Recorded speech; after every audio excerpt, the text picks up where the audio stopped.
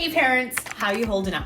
I know from experience that working from home with kids is no joke. Between restarting Frozen 2 for the 100th time and apologizing for all the little yells in the background of your video conference, you've probably wondered what else you can possibly do to keep the kids distracted while you get work done. That's why our AppSumo parents got together and created a resource filled with everything from academic worksheets to aquarium live streams to keep those tiny hands busy. And today I want to dive into 6 of those hot tips to help you survive that work from home with kids by your side. First things first, you've got to establish a routine. You've probably heard this advice a dozen times, but for good reason. Kids thrive on routine. They'll probably be accustomed to a bell schedule and sleeping at a specific time. So hold them to that the best you can. But don't sacrifice your own self-care routines. You'll do your best work for your job and for your children if you are first and foremost taking care of yourself. We are experiencing a once-in-a-lifetime crisis. Be kind to yourself, moisturize your face and hands, and don't go too many days between showers. All right, let's dig into how to fill those school days. Tip number 2, play teacher.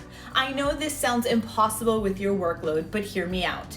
The goal here is to find activities to keep your kids busy and fill up a full school day without teaching the lessons yourself. Luckily, there are educational marketplaces like Teachers Pay, Teachers, and Scholastic that provide printable teacher-made activities and projects at no cost. You've also got BrainPop, which offers engaging games and animated movies across subjects, and Duolingo ABC offers more than 300 entertaining English lessons for little ones.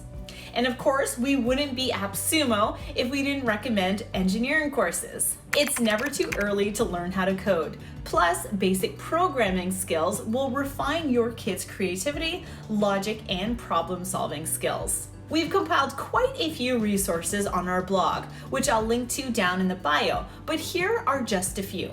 Swift Playgrounds is designed by Apple, and it's a fun, interactive way to teach kids to program Swift code through fun challenges and puzzles.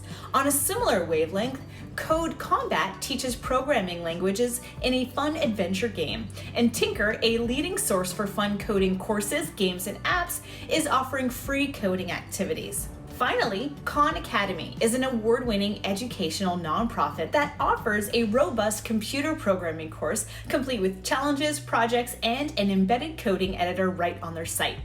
And when the educational resources run out, tip number 3, take a virtual field trip.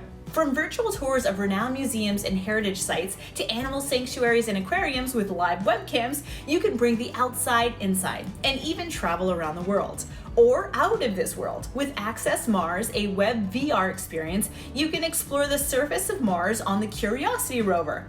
Way cooler than the field trips that you're used to, don't you think? And tip number 4, get them moving. I do not have to tell you how much energy kids have, so let me just tell you how they can get it out. Cosmic Kids Yoga combines yoga with kids' favorite stories like Pokemon and Moana and Harry Potter.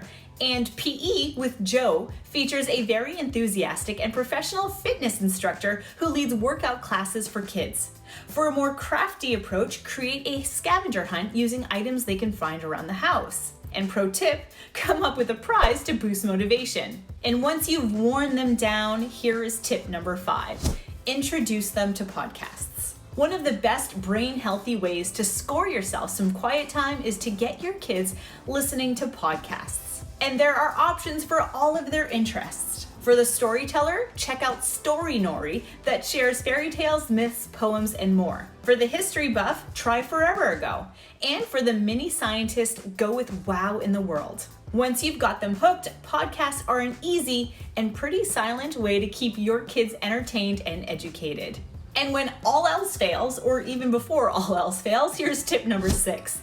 Let them have screen time. I know I get some of my most focused work done when my kids are engaged with a screen.